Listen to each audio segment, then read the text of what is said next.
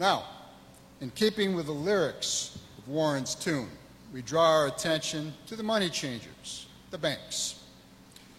And here, to give us some insight into the power of the financial services industry, is talk radio show host, antique merchant, and local libertarian leader, Mike Deming.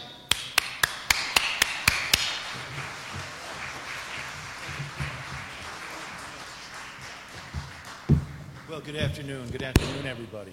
Nice to see you all here. I'd like to thank Sam for putting this together and for inviting me down to talk a little bit about the banking system. You know, up until 2006, I was a small D Democrat. You know, I was speaking at Move On rallies. I think Jerry Meinert would attest to that, and maybe some of you might have seen me there. And I got frustrated. I just can't believe, I just couldn't understand why nothing ever changed. No matter who we got in office, the agenda just seemed to get worse and worse and worse.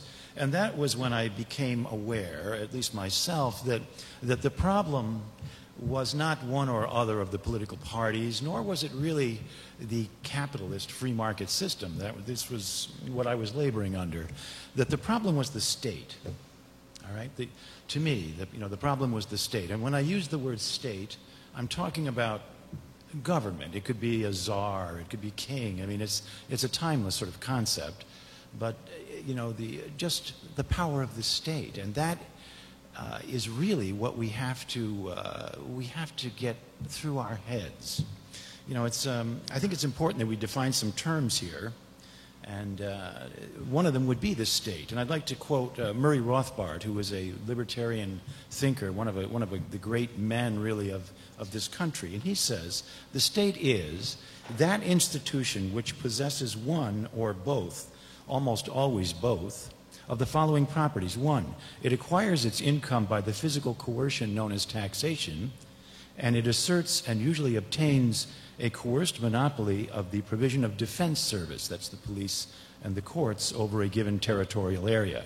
An institution not possessing either of these properties is not and cannot be, in accordance with my definition, a state." Now, I think that we should also talk about money, because that is the main topic here today. And money is a tool, of course. It's an abstract idea, isn't it? I mean, you know, it's been shells, it's been wampum, it's been beaver pelts, it's been gold, silver, paper. Money is an abstract idea, and the saying "money is the root of all evil" is really a misconstruing of the full statement. And if we go to 1 Timothy, we would know what that is, and that's the full quote is, "For the love of money is the root of all evil." Money itself is not the root of all evil, but the love of money. I mean, people will do anything for money, won't they? And I think it brings us now to the Federal Reserve System. This is the nation's third central bank. We had one in Washington's time. The founders fought fiercely over the whole idea of what a central bank was. And what is a central bank? Well, Wikipedia says it's a public institution that manages a state's currency, money supply, and interest rates. I'm a free marketer at this point. I believe in totally unfettered capitalism. I know that might not be so terribly popular here, but I think when we see the excesses of the state and the corporate interlock, well, so when you end up with a central bank, you end up with a managed economy as opposed to a free market. And many of the founders, of course, were strongly opposed to this. If we could read some quotes here just from one of the global bankers, from one of the global banking families, the Rothschild family. They are one of the elite banking families and also a part owner of the Federal Reserve System. He said in 1838, this is Amsel Mayer Rothschild, quote, "Let me issue and control a nation's money, and I care not who makes its laws." Right? Jefferson said in 1802, "I believe that banking institutions are more dangerous to our liberties than standing armies.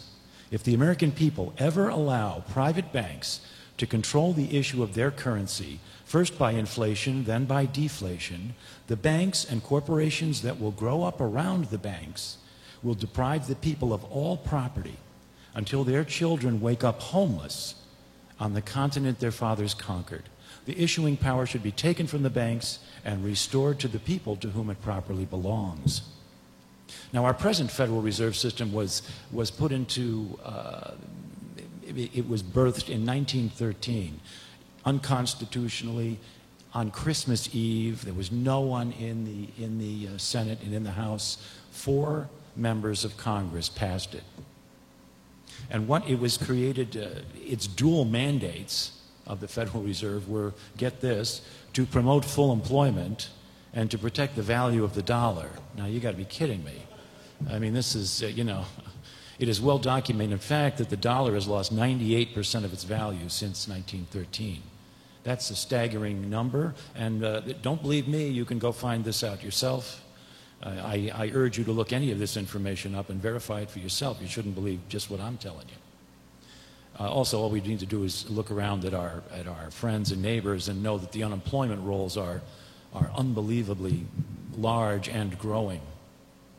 While it operates in secret, the Fed, and its books and oversight are kept away from the American people, it is owned by the large banking families of the world. So it's this quasi-private public entity. You know, many of us in the Tea Party movement have said that it's a privately owned bank. Well, that's not really true. It's not.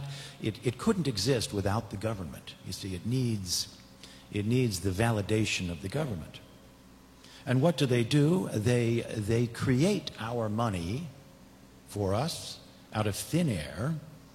They loan it to the American people, running it through their accounts first, of course, and then they charge us interest on it. I mean, is that absurd? I mean, come on. I mean, why do we allow a bank to charge us to give us our own money? I mean, this is a completely insane system. And of course, that enriches the bankers to a unbelievable degree. That and the fractional reserve system, which is a whole other topic which we won't get into. But you know, the politicians then, this is the alliance part. What do they get out of the deal? Well, they get unlimited amounts of money, don't they?